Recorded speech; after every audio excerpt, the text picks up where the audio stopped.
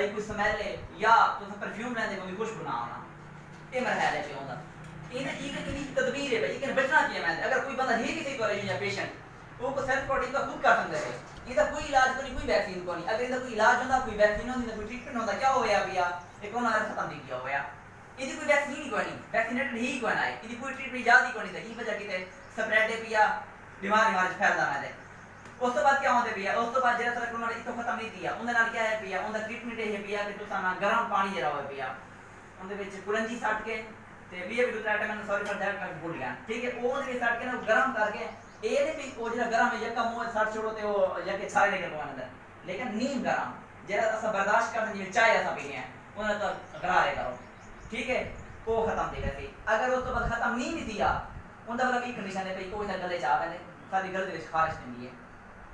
जिवें जुकाम होंदे पिया उन्हां खांसी में थोड़ा जिहा साह जेड़ा है औखा दिंदा है सब